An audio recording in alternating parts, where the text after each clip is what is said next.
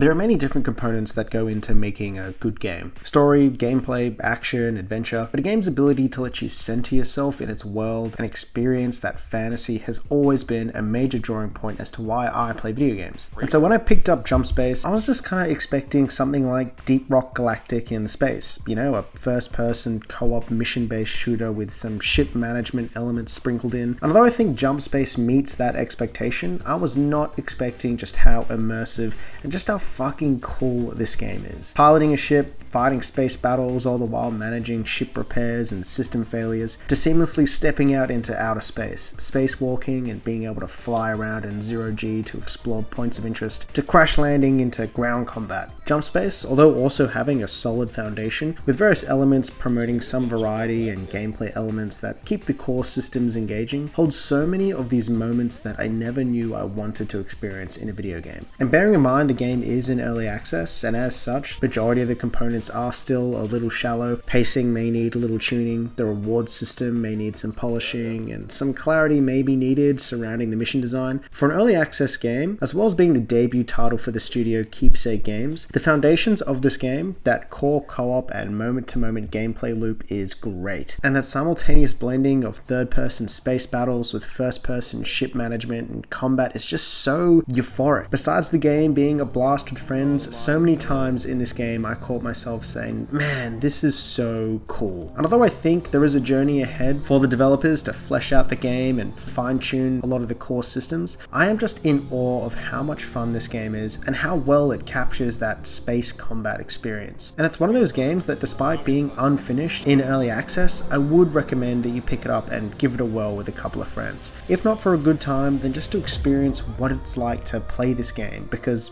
yeah, I think the devs have a pretty cool game on their hands.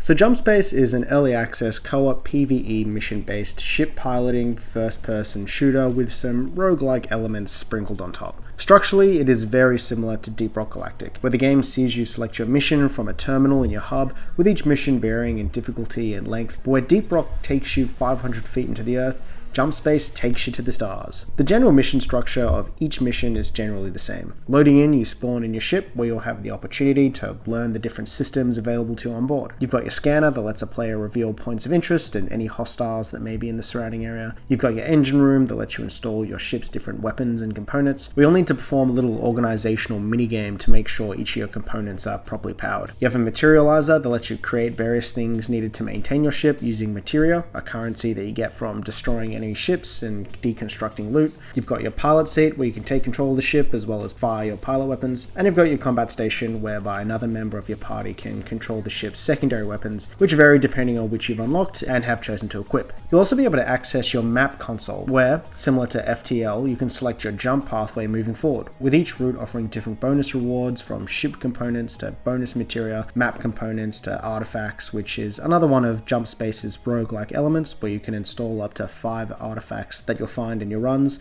that grant you upgrades for the rest of the run. Each sector you jump to will have some sort of minor objective you'll need to complete to move on to the next sector, with the final sector being the main objective you selected in the World Hub. Although quite familiar, it's the gameplay within each sector that really makes Jump Space shine. From a ship management side of things, you and your team will undoubtedly be engaged by hostiles, and as such, the pilot and the combat station are focused on engaging these hostiles, whilst the other squad mates will be tasked with maintaining the ship, creating and installing shield replacements, to restocking ammo, to putting out fires, fixing weapons, and fighting onboarding enemies, which require players to both operate inside and outside of the ship. As with all games with a similar premise, the best part is collectively managing that chaos. And although I would say the implementation here is quite simple, like solving the problems on the ship are pretty straightforward with some quite simple minigames, the complexity and the pace comes from just how quickly things can turn to shit. But what really takes Jump Space from being just another ship management game is how much the game expands outside of your ship. ship. It's just so sick being able to exit and walk around the outside of your ship. There are certain systems you'll need to maintain on your ship, like weapons and certain components, but doing so as your teammates engage with enemies, dodging missiles and meteorites while you're just standing out, taking it all in, is indescribably cool. It's something that I haven't experienced really in a video game before, albeit I haven't played things like Star Citizen or No Man's Sky, but also just being able to freely jump off your ship, zoom around in space, collecting loot or performing the odd objectives, as well as being able to attach to enemy ships and destroy their engines. It's just so sick to experience. And I wouldn't be praising the game so much if it was just a case of being a bit more style over substance. We've had countless games that look cool in theory, but you get in and there isn't really much to do, but the core ship management and combat systems, although somewhat simple, are solid enough that it has substance. And in conjunction with the roguelike systems, although feeling a bit tacked on, do provide a sense of variety and choice to what would otherwise be a pretty straightforward gameplay loop. There are 2 ships to choose from currently, with one being smaller and designed for 2 players, whereas the initial one is multiple levels and is tailored for 3 to 4. I do wish there was a bit more customization here, like being able to choose where your turrets go on the ship, but given that the second part of this game, the first-person shooter element that I'll touch on briefly, I actually think the simpler ship format is appreciated, else the game will feel a bit too focused on the ship side of things. You see, more than just commanding your ship, there are these ground objectives that require you to engage on foot. You'll be able to use a small variety of guns that you can collect along your journey, and depending on the objective, each mission will have some section that will require you to operate outside of your ship and perform certain tasks on foot. From combat sections that require you clearing out hangars of enemies or fighting off waves of robots as you complete various minor objectives, small little first-person combat sections that really give the game a great sense of variety and pacing. The gunplay here feels great, no complaints, and you can also use equipment like bubble shields and stim packs, which become more important on the harder difficulties. It's a pretty unoffensive first-person shooter, and if the game was just that, I would be disappointed by it. Likewise, if the game was just the ship commanding component. But the package as a whole, seamlessly transitioning between ship management and combat to space exploration to these on-foot sections, it just gives you so much variety that you get a great mix of gameplay experiences within each run that keeps the game really engaging, particularly when playing alongside your friends, and truly an example of the sum of the game being greater than its individual parts. But despite all that, this game is not without its faults, and being in early access, there is more content to be added and systems to be fleshed out, so take all of this with expectation for some change and improvement. Despite me saying that it feels like there's a lot of freedom in this game, the missions are quite linear in terms of their objectives. There's only one way to really go about doing things. Fly here, fight these enemies there, clear this objective, and given the number of missions available in early access, you will be repeating a few of them after a couple of hours, so the structure of the game becomes relatively familiar. But with more content updates and maybe a couple more random events that occur during a run,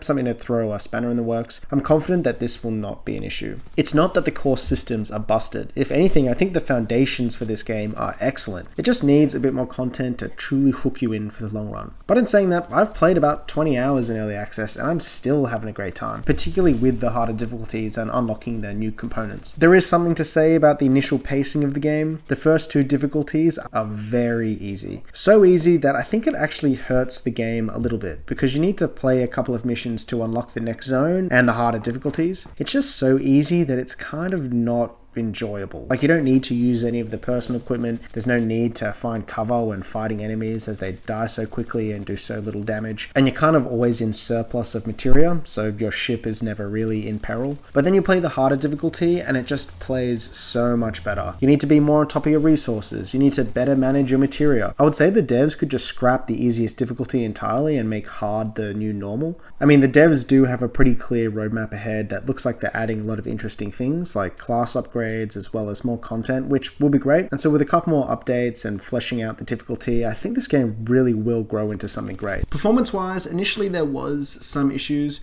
My FPS was fluctuating between 45 to 60 FPS, particularly in high action settings where there was just a bunch of particle effects and fire elements going on. But throughout the week and a half that I've been playing, the devs have released a bunch of hotfixes that really have improved performance and stability, to the point where any issues I did have since seemed to be primarily primarily resolved. I would recommend looking past whatever stutters and frame issues that may be present in the footage that I'm showing you, as a lot of these were taken prior to the recent updates to performance. And I also played this on my Steam Deck, and although it is a bit choppier, with using FrameGen in the shape of lossless scaling, the game runs and looks pretty great on the deck. Even without lossless scaling, I was still getting around 30 FPS, which I think is just a great achievement considering how poorly other modern titles run on the deck. I do hope the devs add a bit more setting options in the future, as currently you can't really change anything or tailor it save for dropping down the overall texture resolution. But for an early access debut title, and with how much is going on in this game, I'm impressed that this game looks this good and runs this well. Look,